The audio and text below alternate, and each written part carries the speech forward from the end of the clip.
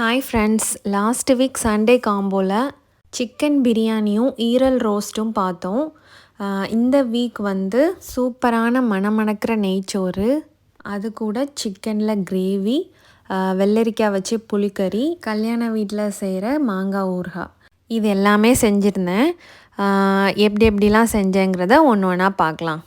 First நெய்ச்சோறுக்கு ஒரு பேனில் வந்து நெய் ஊற்றிட்டு ஒரு 4-5 கேஷ்யூ நட்டும் கிஸ்மிஸும் போட்டு நல்லா வதக்கிட்டு அது கொஞ்சம் கோல்டன் கலரில் மாறினோன்னே எடுத்து வச்சுருங்க.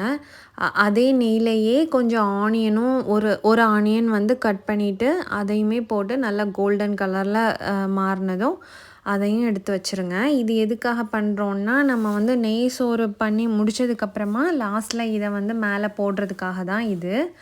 இப்போது நெய் சோறு பண்ண ஸ்டார்ட் பண்ணிடலாமா?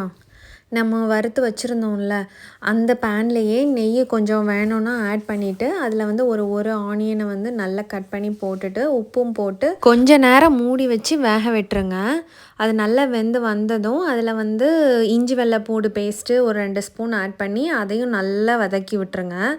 அதுக்கப்புறமா அதில் வந்து 1 பச்சை மிளகா இல்லாட்டா 2 பச்சை மிளகா போட்டு நல்லா வதக்கிட்டு அரிசியை போட்டுற வேண்டியதான். அரிசி கொஞ்சம் அந்த நெய்லேயே வதங்கணும். நான் வந்து சீரக சம்பா அரிசி தான் எடுத்திருக்கேன். அதில் வந்து ஒரு 20 நிமிஷம் ஊற வச்சு எடுத்தது.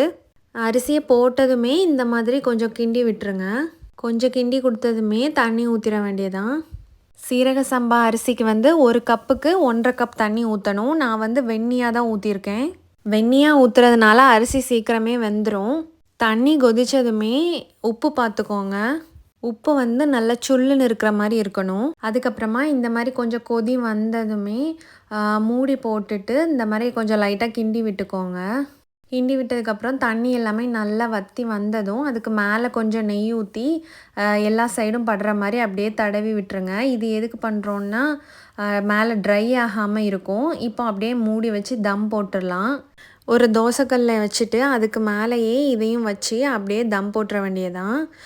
தீயை நல்லா சிம்மில் வச்சுருங்க. அது அப்படியே ஒரு 30 மினிட்ஸ் இருக்கட்டும். இடையில ஒரு வாட்டி அப்படியே கிண்டி கொடுத்துக்கோங்க. அவ்வளோதான், ரெடி ஆயாச்சு. இப்போ வந்து அதுக்கு மேலே நம்ம வச்சுருந்தோம்ல அந்த கேஷ்யூ நட்டு கிஸ்மிஸ் அது எல்லாத்தையும் அப்படியே போட்டு விட்டுடலாம். கூட வந்து நான் மல்லிக்கீரையும் போட்டிருக்கேன் மேலே. அப்படியே வச்சு மூடி வச்சுருங்க. அவ்வளோதான், நெய் சோறு ரெடி ஆகிட்டு. இப்போ சிக்கன் குழம்பு பார்க்கலாமா? அதுக்கு ஒரு குக்கரில் எண்ணெய் ஊற்றிட்டு ஒரு பல்லாரியை குட்டி குட்டியாக கட் பண்ணி போட்டுக்கோங்க. அதுலேயே வந்து கொஞ்சம் உப்பு போட்டு நல்லா வேக விடுங்க. வெந்து வந்ததுமே அதில் வந்து ஒரு 2 ஸ்பூன் இஞ்சி வெள்ளைப்பூடு போட்டு அதையுமே நல்லா வதக்கிக்கோங்க. பல்லாரி நல்லா வதங்கினதும் அதில் ஒரு தக்காளியும் போட்டு அதையும் நல்லா வதக்கிக்கலாம். நான் அது கூடவே 1 ஸ்பூன் மிளகாத்தூளும் கொஞ்சம் மல்லிக்கீரையும் போட்டிருக்கேன். அதையுமே நல்லா கிண்டி கொடுத்துட்டு மூடி போட்டு அப்படியே வேக விட்டுருங்க. இப்போ தக்காளி பல்லாரி எல்லாமே நல்லா வெந்து வந்தாச்சு. இப்போ சிக்கனை போட்டுற வேண்டியதான். சிக்கனை போட்டு கொஞ்சம் பரட்டி விட்டதும் மசாலாலாம் போட்டுக்கலாம்.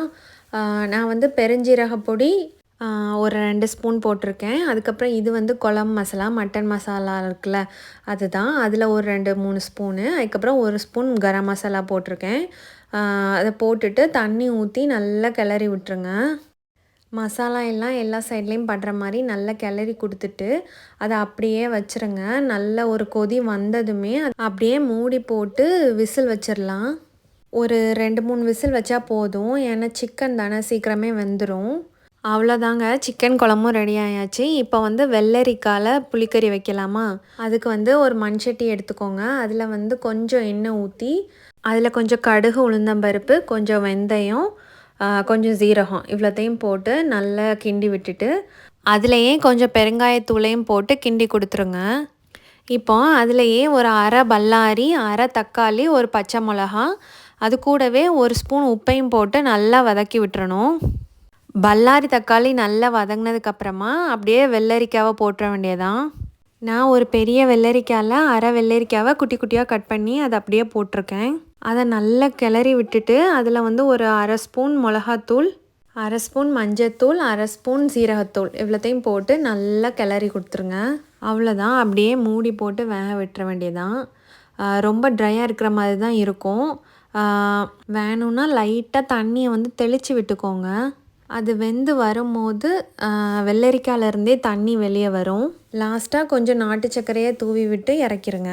அவ்வளோதாங்க, எல்லாமே செஞ்சாச்சு. இப்போ அப்படியே பிளேட்டில் எடுத்து வச்சிடலாமா? ஃபஸ்ட்டு சூப்பரான மணமணக்கிற நெய்ச்சோறு எடுத்து வச்சுக்கிறேன். அப்படியே அதில் சிக்கன் குழம்பையும் ஊற்றிக்கிறேன். சிக்கன் குழம்ப நல்லா கிண்டி கொடுத்துட்டு அதில் அப்படியே சிக்கனையும் எடுத்து வச்சு குழம்பையும் ஊற்றிக்கிறேன்.